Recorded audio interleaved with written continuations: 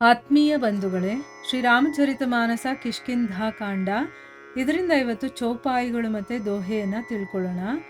ಮೋಹಿ ಲೈ ಜಾಹು ಸಿಂಧು ತಟ್ ದೇವು ತಿಲಾಂಜಲಿ ತಾಹಿ ಬಚನ ಸಹಾಯಿ ಕರಬಿ ಮೈ ಪೈಹು ಖೋಜಹು ಜಾಹಿ ಅನುಜ ಕ್ರಿಯಾ ಕರಿ ಸಾಗರ ತೀರಾ ಕಹಿ ನಿಜ ಕಥಾ ಸುನಹು ಕಪಿ ಬೀರಾ हम द्वौ बंधु प्रथम तरुनाई गगन गए रबी निकट उड़ाई तेज न सही सक सो फिरी आवा मैं अभिमानी रबी नियरावा जरे पंख अति तेज अपारा परेवु भूमि करी घोर चिकारा मुनि एक नाम चंद्रमा ओही लागी दया देखी करी मोही बहु प्रकार ते ही ज्ञान सुनावा देह जनित अभिमान छड़ावा त्रेता ब्रह्म मनुज तनु धरिहि तासु नारी निसिचर पति हरिहि तासु खोज पटहिहि प्रभु दूता तिन्हहि मिले ते होब पुनीता जमिहहि पंख करसी जनि चिंता तिन्हहि देखाई देहेसु ते सीता मुनि कई गिरा सत्य भई आजू सुनी मम बचन करहूँ प्रभु काजू गिरी त्रिकूट ऊपर बस लंका तह रह रावण सहज असंका तह अशोक उपबन जह रहई सीता बैठी सोच ರಥ್ ಅಹಯಿ. ಇವು ಚೌಪಾಯಿಗಳು ಮತ್ತೆ ದೋಹೆ. ಈಗ ಇದರ ಅರ್ಥವನ್ನ ತಿಳ್ಕೊಳ್ಳೋದಕ್ಕೆ ಪ್ರಯತ್ನ ಮಾಡೋಣ. ಇಲ್ಲಿ ತುಳಸಿದಾಸರು ಏನ್ ಹೇಳ್ತಾ ಇದ್ದಾರೆ ಅಂತಂದ್ರೆ, ಸಂಪಾತಿ ಜಟಾಯುವಿನ ಕಥೆಯನ್ನ ಕೇಳಿ ಶ್ರೀ ರಘುನಾಥನ ಮಹಿಮೆಯನ್ನ ಕೊಂಡಾಡ್ತಾನೆ.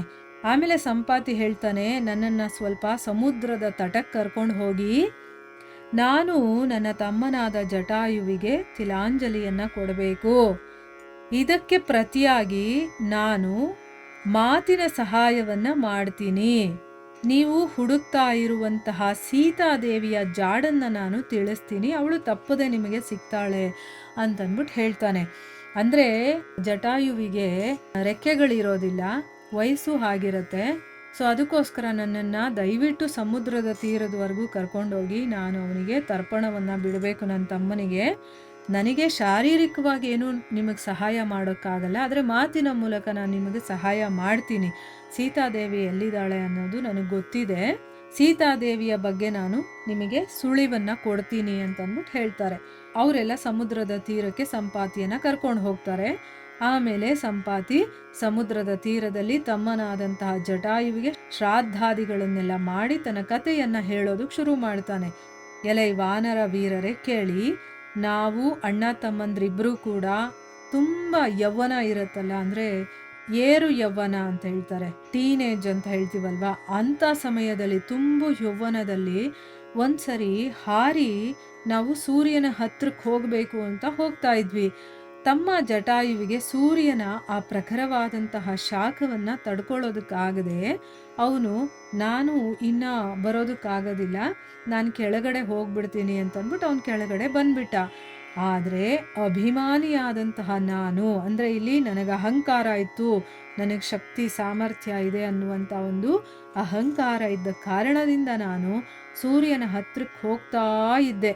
ಆ ರೀತಿ ಹೋಗ್ತಾ ಇದ್ದ ಹಾಗೇನೆ ಆ ಸೂರ್ಯನ ಪ್ರಚಂಡ ಕಿರಣಗಳ ಜ್ವಾಲೆಗಳಿಂದ ನನ್ನ ರೆಕ್ಕೆಗಳೆಲ್ಲ ಸುಟ್ಟೋಯ್ತು. ನಾನು ಜೋರಾಗಿ ಕಿರ್ಚಾಡ್ತಾ ನೆಲಕ್ಕೆ ಉರುಳಿದೆ. ಅಲ್ಲಿ ಚಂದ್ರಮ ಅನ್ನುವಂಥ ಒಬ್ಬ ಮುನಿಗಳಿದ್ರು.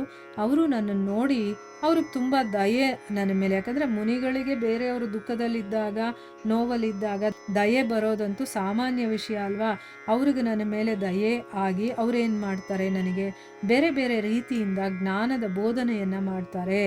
ನನಗೆ ದೇಹ ಜನ್ಮವಾದಂತಹ, ಅಂದರೆ ಈ ದೇಹ ಸಿಕ್ಕಿರೋದ್ರಿಂದ ಅದರಿಂದ ಬಂದಂಥ ಅಜ್ಞಾನವನ್ನು ಮತ್ತು ಅಭಿಮಾನ ಇರುತ್ತಲ್ಲ, ಅಹಂಕಾರ ಅನ್ನೋದಿರುತ್ತಲ್ಲ, ಅದನ್ನೆಲ್ಲ ಕಿತ್ತು ಬಿಸಾಕ್ತಾರೆ. ಅಂದರೆ ಏನು, ನನ್ನ ಮನಸ್ಸಲ್ಲಿದ್ದಂಥ ಅಜ್ಞಾನವನ್ನು ದೂರ ಮಾಡ್ತಾರೆ, ಆಮೇಲೆ ಅಹಂಕಾರವನ್ನು ಕೂಡ ದೂರ ಮಾಡ್ತಾರೆ.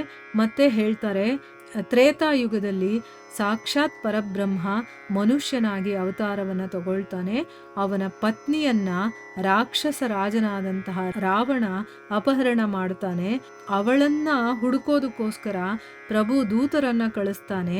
ಅವರನ್ನ ನೋಡಿದಾಗ ಅಂದ್ರೆ ಆ ದೂತರನ್ನ ನೀನು ನೋಡ್ತೀಯಲ್ಲ, ಆಗ ನೀನು ಪುನೀತನಾಗ್ತೀಯ, ನಿನ್ನ ರೆಕ್ಕೆಗಳು ಮತ್ತೆ ಹುಟ್ಕೊಳ್ಳುತ್ತೆ, ಚಿಂತೆ ಮಾಡಬೇಡ ಅಂತನ್ಬಿಟ್ಟು ಹೇಳ್ತಾನೆ. ನೋಡಿದ್ರ ಒಂದು ಯುಗಾನೇ ಕಾಯ್ಬೇಕಾಗಿ ಬಂತವನು, ನೀನು ಚಿಂತೆ ಮಾಡಬೇಡ ಅಂತ ಹೇಳ್ತಾರಲ್ಲ. ಆಮೇಲೆ ಅವರು ಬರ್ತಾರಲ್ವ ನಿನ್ನ ಹತ್ರಕ್ಕೆ, ಅವರಿಗೆ ನೀನು ಸೀತೆಯ ಜಾಡನ್ನು ತಿಳಿಸು, ಅವಳು ಎಲ್ಲಿದ್ದಾಳೆ ಏನು ಅನ್ನೋದ್ರ ಬಗ್ಗೆ ನೀನು ಹೇಳು ಅಂತ ಅಂದ್ಬಿಟ್ಟು ಹೇಳಿದ್ರು.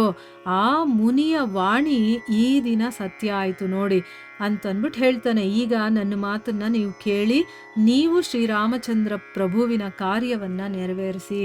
ಯಾಕೆ ಅಂತಂದ್ರೆ ಸೀತಾದೇವಿ ಎಲ್ಲಿದ್ದಾಳೆ ಅನ್ನುವಂಥ ವಿಷಯವನ್ನು ನಾನು ನಿಮಗೆ ತಿಳಿಸ್ತೀನಿ. ಅದಕ್ಕೆ ನೀವು ರಾಮನ ಕೆಲಸ ಮಾಡಿ ನೋಡಿ. ಮುನಿ ಹೇಳ್ದಾಗೇನೆ ರಾಮನ ಹೆಂಡತಿ ಸೀತಾದೇವಿ ಅಪಹರಣ ಆಗಿದೆ. ಆಮೇಲೆ ಅವಳನ್ನ ಹುಡುಕೊಂಡು ನೀವೆಲ್ಲ ಇಲ್ಲಿ ಬಂದಿದ್ದೀರಾ, ನನ್ನ ಜನ್ಮ ಸಾರ್ಥಕ ಆಗುತ್ತೆ. ತ್ರಿಕೂಟ ಪರ್ವತ ಅನ್ನೋದು ಒಂದಿದೆ, ಅದ್ರ ಮೇಲೆ ಲಂಕಾನಗರ ಅನ್ನೋದು ಇದೆ. ಅಲ್ಲಿ ಸಹಜವಾಗಿಯೇ ನಿರ್ಭಯನಾಗಿರುವಂಥ ರಾವಣ ಇದ್ದಾನೆ. ಅಂದರೆ ಅವನಿಗೆ ಭಯ ಅನ್ನೋದೇ ಇಲ್ಲ, ಅವನ ಒಂದು ಸ್ವಭಾವನೇ ಹಾಗೆ ನಿರ್ಭಯನಾಗಿರುವಂಥದ್ದು.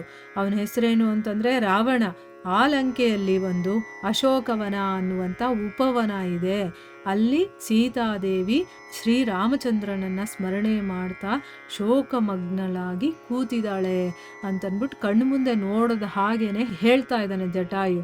ಅಂದರೆ ಲಂಕೆ ಇದೆ, ಆ ಲಂಕೆಯಲ್ಲಿ ಅಶೋಕವನ ಅನ್ನೋದು ಒಂದಿದೆ, ಅದು ಉಪವನ ಅಂತ ಹೇಳ್ತಾರೆ. ಯಾಕೆ ಅಂತಂದರೆ ರಾಜರೆಲ್ಲ ಆ ರೀತಿಯ ಉಪವನಗಳನ್ನು ಮಾಡ್ಕೊಳ್ತಾ ಇದ್ರು. ಅದು ಒಂಥರ ಪ್ರೈವೇಟ್ ಪ್ರಾಪರ್ಟಿ ಥರ. ರಾಜರು ರಾಜಮನೆತನದವರು ಮಾತ್ರ ಅಲ್ಲಿ ಇರ್ತಾ ಇದ್ರು. ಎಲ್ಲ ರೀತಿಯ ಒಂದು ಸೌಲಭ್ಯಗಳು ಅಲ್ಲಿ ಇರ್ತಿತ್ತು. ತುಂಬ ಚೆನ್ನಾಗಿರ್ತಾ ಇತ್ತು ಅಲ್ಲಿ ಕೂತ್ಕೊಂಡು ಮಾತಾಡೋದಕ್ಕೆ ಅಥವಾ ಕಾಲ ಕಳೆಯೋದಕ್ಕೆ. ಆ ರೀತಿಯ ಒಂದು ಉಪವನದಲ್ಲಿ ಅವಳು ಇದ್ದಾಳೆ.